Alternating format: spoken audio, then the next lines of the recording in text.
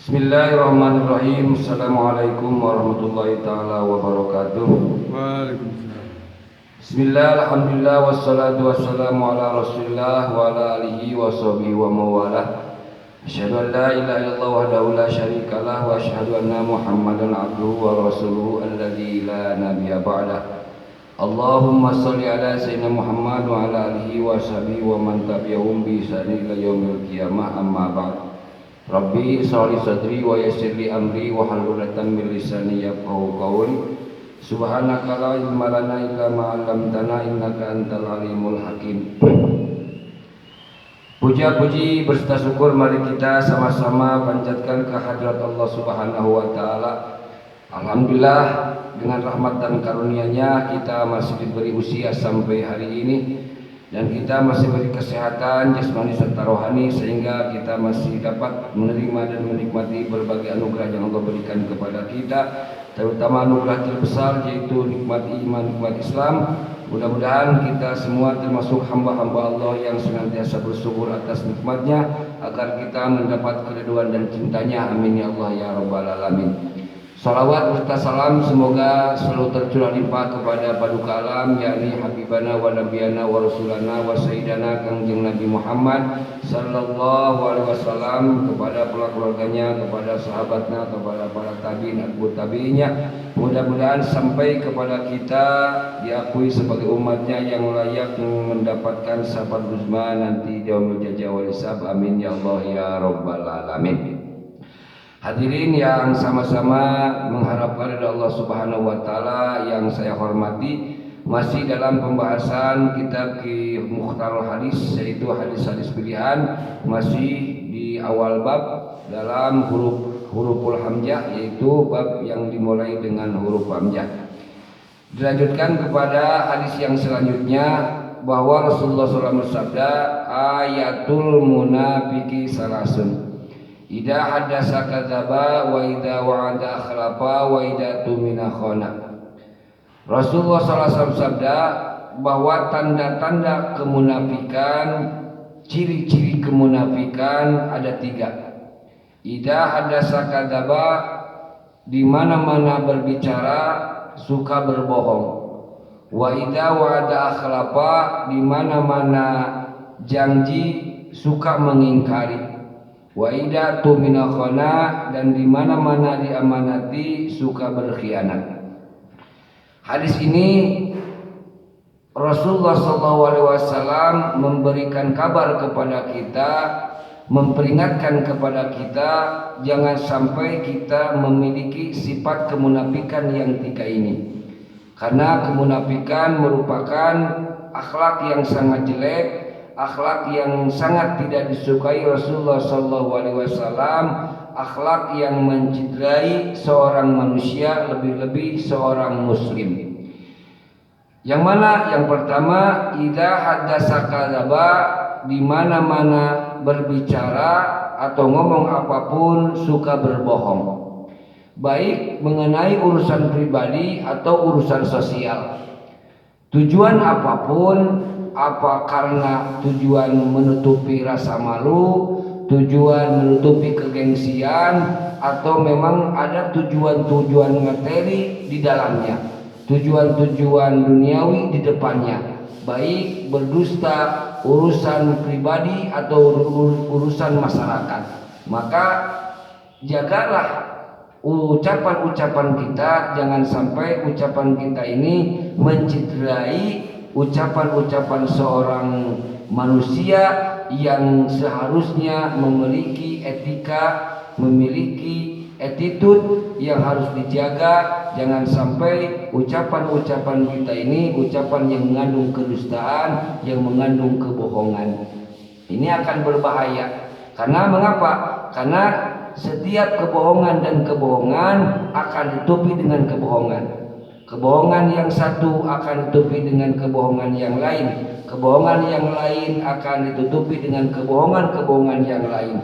Terus yang pada akhirnya orang suka mengatakan sesuatu yang bohong dan terus akan berbohong. Ini akan merugikan, bukan hanya merugikan pribadi, juga akan merugikan orang lain. Karena mengapa? ketika orang lain mengetahui bahwa kita suka berbohong, yang akhirnya orang lain tidak akan percaya lagi dengan omongan kita. Padahal omongan kita ini benar, tidak ada kebohongan. Dikarenakan kita jangankan sudah menjadi kebiasaan, satu kali saja berbohong, orang nanti akan lepas kepercayaannya. Sesuatu yang memang dikatakan benar akan dibohongkan atau didustakan oleh orang lain. Ini akan merugikan, dan ini adalah salah satu tanda-tanda kemunafikan. Wa idza wa'ada akhlafa, dan di mana-mana berjanji suka diingkari. Berjanji apa saja, baik urusan pribadi atau urusan masyarakat atau urusan kepemimpinan, berjanji akan melakukan ini, berjanji akan melakukan itu. Atau secara pribadi, misalnya kita punya utang, ya kan, dijanjikan mungkin besok saya akan bayar, ternyata besok lagi, lusa lagi, tidak tepat janji, atau janji apapun, ya. Janji apapun yang telah terlontar dari mulut kita, dari lisan kita, dari lidah kita, dengan baik terhadap orang lain. Nah, itulah orang-orang yang suka mencederai janjinya adalah orang-orang yang munafik. Maka kita waspada, seorang muslim jangan sampai sifat tersebut ada dalam diri kita, ada dalam lisan kita, keluar dari ucapan kita.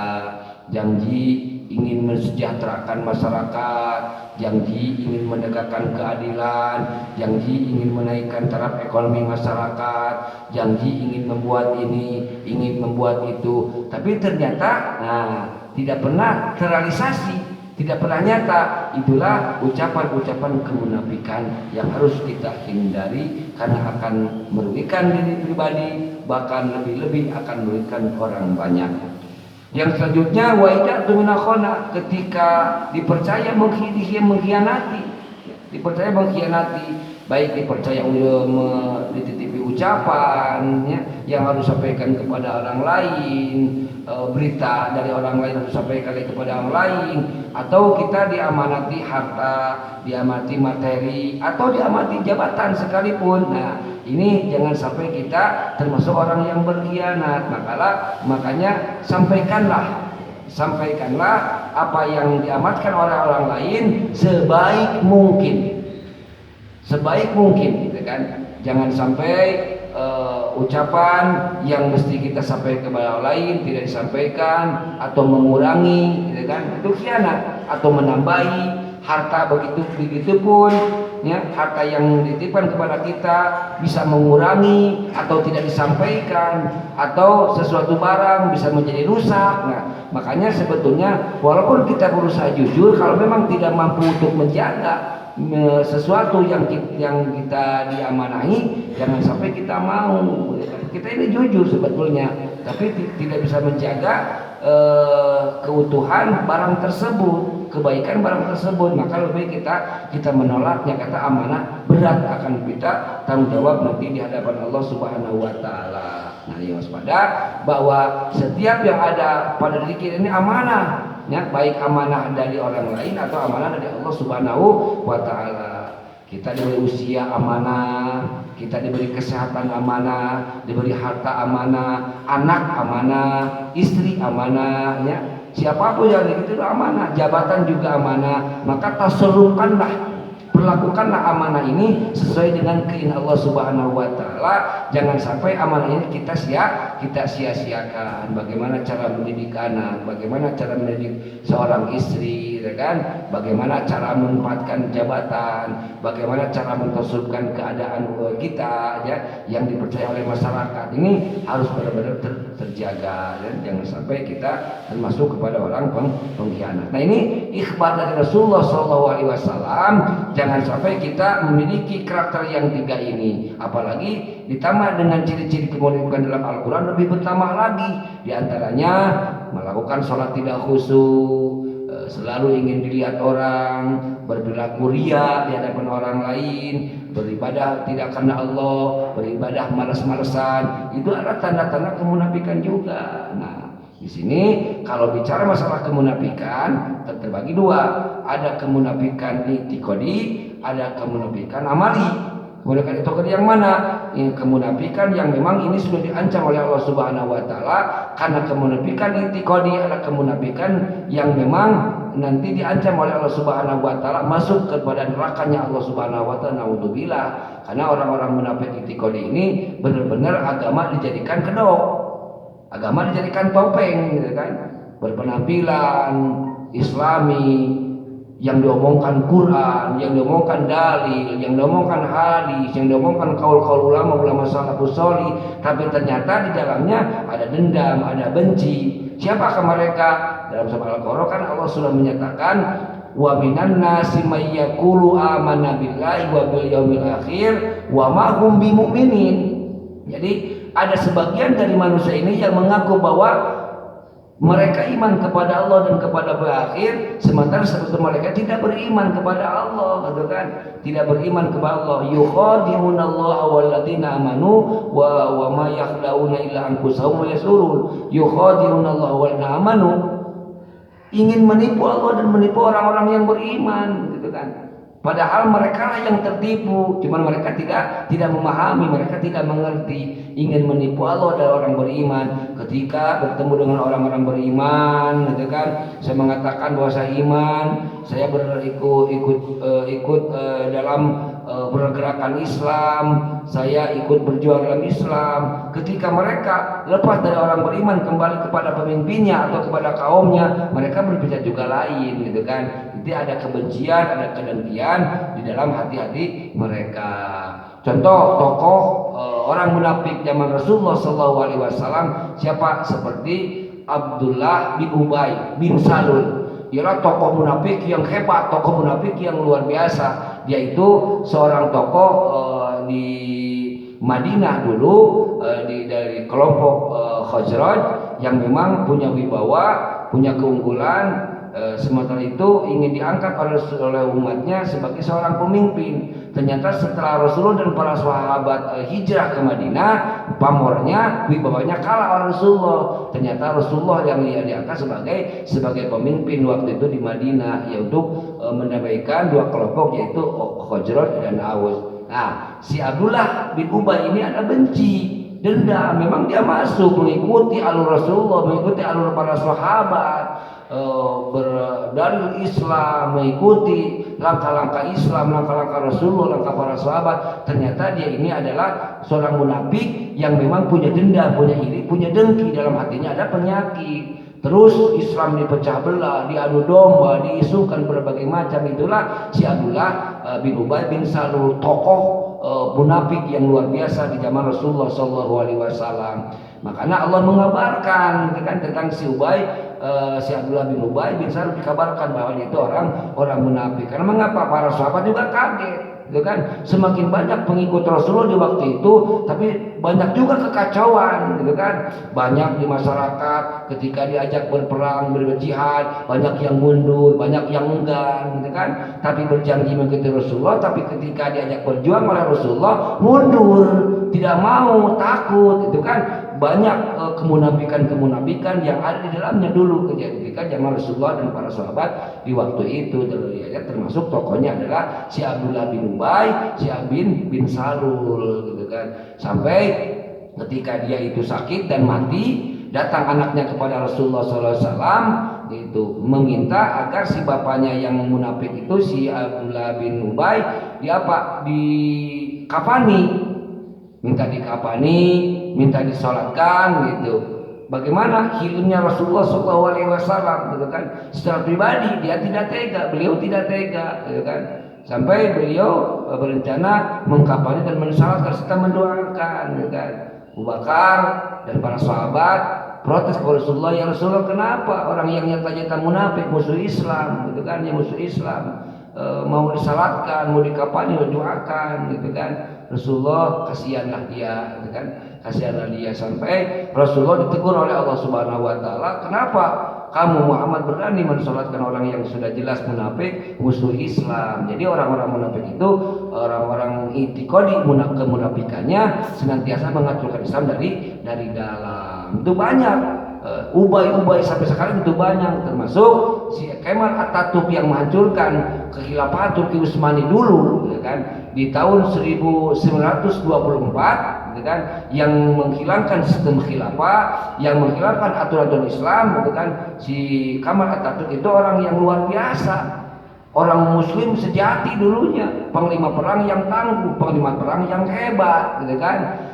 Oleh karena itu Allah bisa saja merubah hati dia, dapat dirayu oleh orang-orang kafir dulu, diterlenakan, dipuja, dipuji, yang pada akhirnya dia itu tidak menyadari, sedang kena jebakannya, akhirnya dia menjadi seorang munafik dan menghancurkan Islam sendiri yang selama ini dia perjuangkan. Bagaimana tragisnya dia ketika dia mati? Luar biasa, ya luar biasa. Matinya dia mati yang sangat mengenaskan, sakit yang begitu lama, badannya gatal-gatal yang tak tahan, menahan gatalnya, gitu kan, sampai badannya panas luar biasa.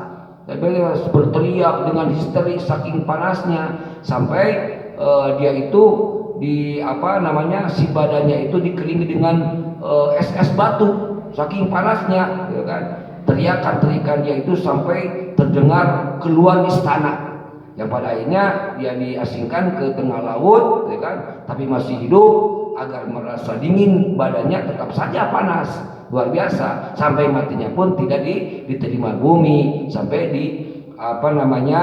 ditiban oleh batu gitu kan, oleh batu yang begitu berat sampai tonan, karena jasadnya tidak diterima oleh bumi. Itulah si Kamal Atatürk yang termasuk orang munafik yang menghancurkan Islam ketika di kekhilafahan Turki Utsmani. Nah, ini merupakan munafik tingkat tinggi yang memang termasuk kepada orang-orang kafir. Nah, jadi Rasulullah SAW mengikhbarkan kepada kita jangan sampai kita memiliki atau mempunyai karakter seperti yang tadi 3 disampaikan Rasulullah SAW, tanda-tanda kemunafikan. Yang pertama bicara suka bohong, yang ketiga ketika janji suka diingkari, yang ketiga yang ketika diamanati suka berkhianat. Waspada, jangan sampai kita termasuk orang-orang yang memiliki karakter ini. Naudzubillah summa naudzubillah, innal munafiqina fi darkil asfali minar. Sungguhnya jalma munafik akan berada dalam kerak neraka. Naudzubillah summa naudzubillah. Mudah-mudahan kita dihindarkan,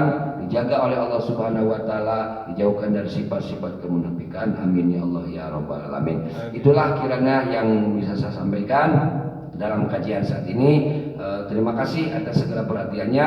Mohon maaf atas segala kekurangannya. Subhanakallahumma wa bihamdika asyhadu an la ilaha illa anta astaghfiruka wa atubu ilaik. Assalamualaikum warahmatullahi taala wabarakatuh. Waalaikumsalam warahmatullahi wabarakatuh.